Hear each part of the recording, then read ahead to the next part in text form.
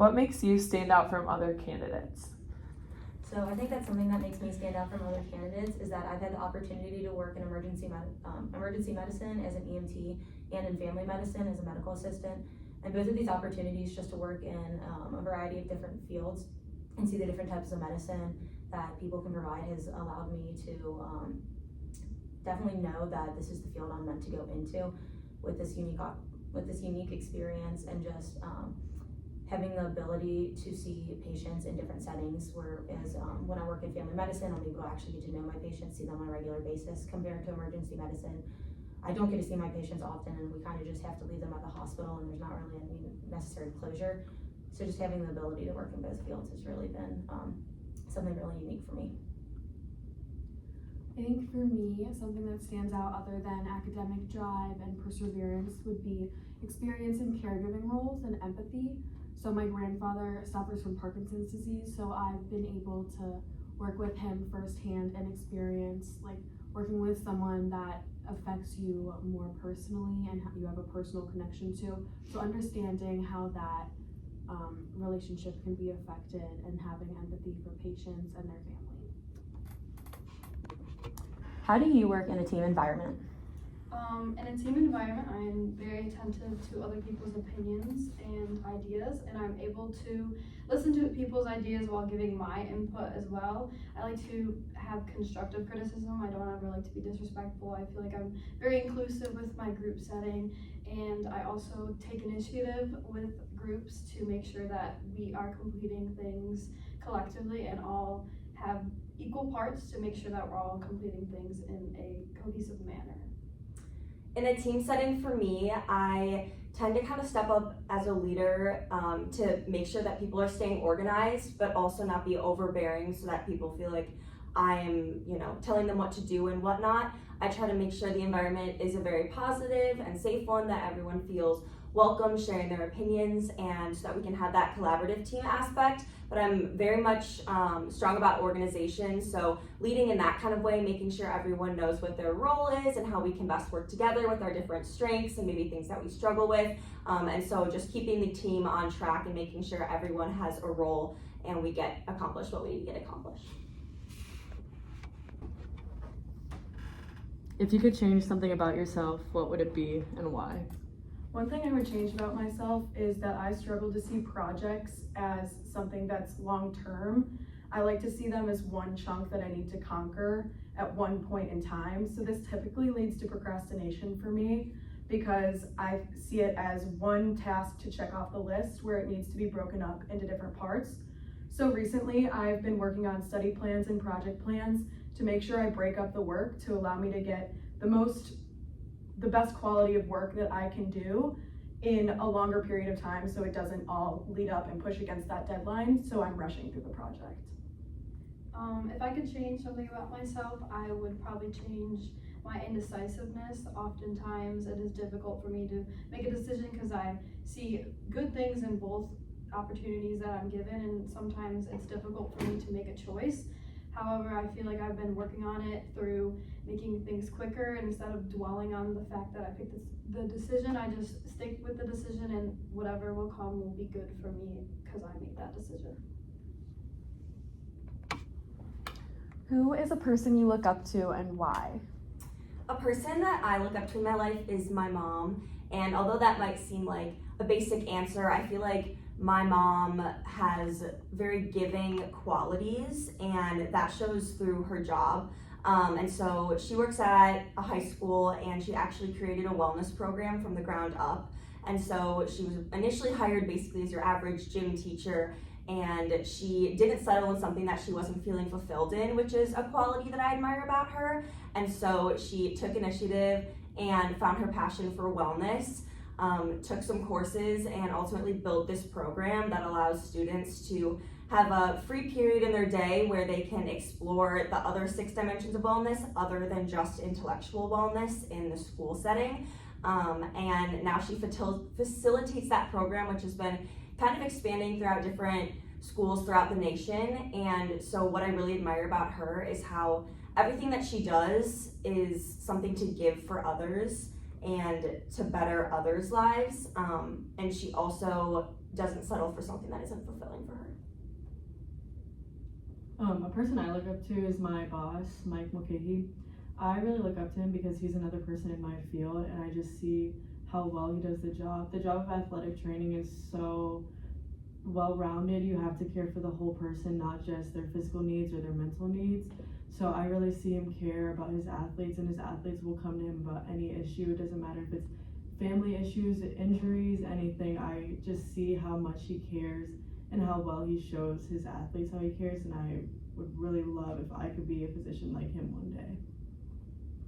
I would say my biggest motivator is my dad, whether it be sports, educational activities, extracurriculars. He's always been my number one supporter, whether that be telling me that I did a good job, telling me how I could maybe fix things, and just seeing the hard work and dedication that he has put forth towards his job over the years has been really inspiring and has kind of allowed me to shape my ways into how he carries out certain activities and stuff.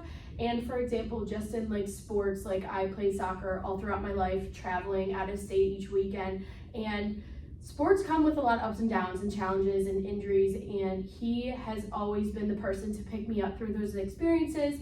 And he has all of quotes. He has these quotes that he motivates people with. He'll tell his teams that he's coached, my mom, my sister, myself, and one of those that kind of stuck out to me the most was there's always light at the end of the tunnel. No matter what challenge you go through, if you have that passion and dedication, there will be light at the end of the tunnel, and you will get to that. So yeah.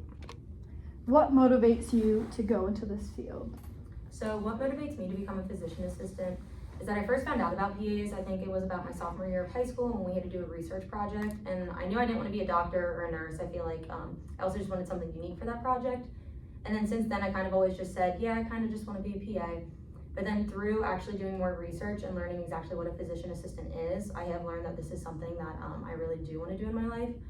One of the primary reasons that I do want to go into this field is because I feel like that PAs are people that are known to listen to their patients and be true advocates for them, which I've learned is really important when speaking with patients, especially through my role as an EMT.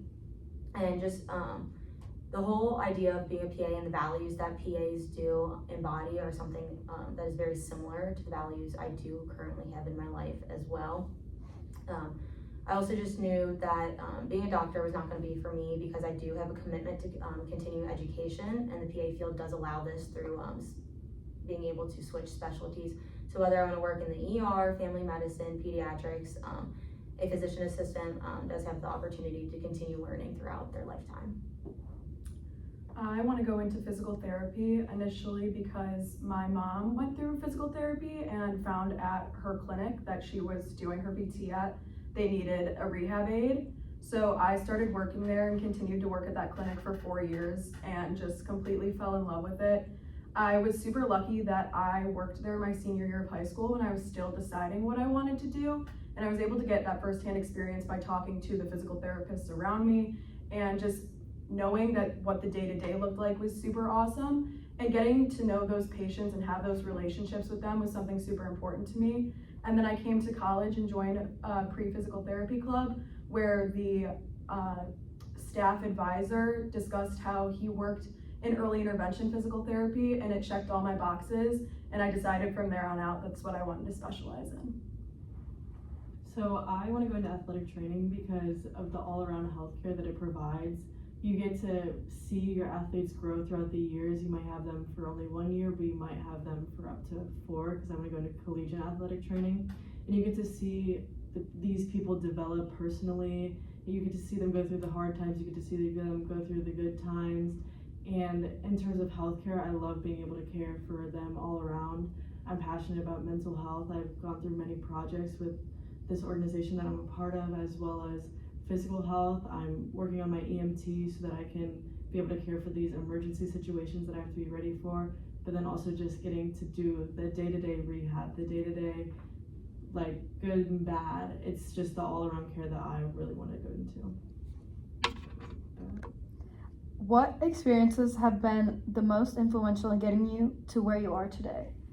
So I think that the most influential experiences getting me to where I am as an exercise and movement science major in college would be being in physical therapy myself. In high school, all 4 years was a competitive dancer and a competitive track and field athlete, and I did spend a considerate amount of time in various physical therapy settings, and I think just the way that they made me feel and the way that they got me through those hard times inspired me to want to be that kind of mentor and help to other people.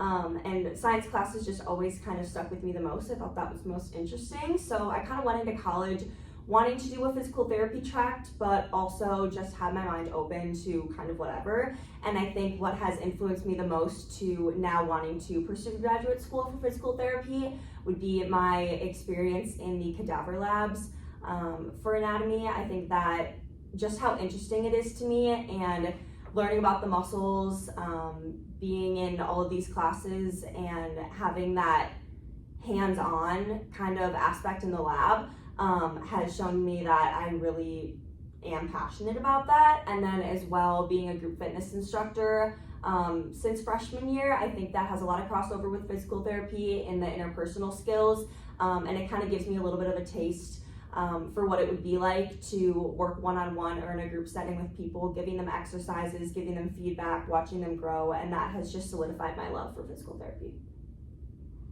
So I had a late introduction into the field of athletic training. I came into college as a chemical engineering student, and I was chemical engineering for a year and a half, and I really enjoyed the classes. Like, I loved being challenged. I took organic chemistry. I enjoyed that class, which is a crazy thing to say. But then the summer after my freshman year, I was lucky enough to get an internship in chemical engineering, and I worked at a medical device company where we made spinal implants.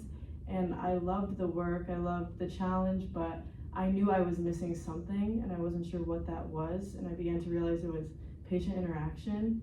And as well in college, I've had the opportunity, I'm on a collegiate sport here, and I have a really good relationship with my athletic trainer. So he took me under his wing, was like, hey, let me show you athletic training. Let's see if you like this. Let's try and find you a job.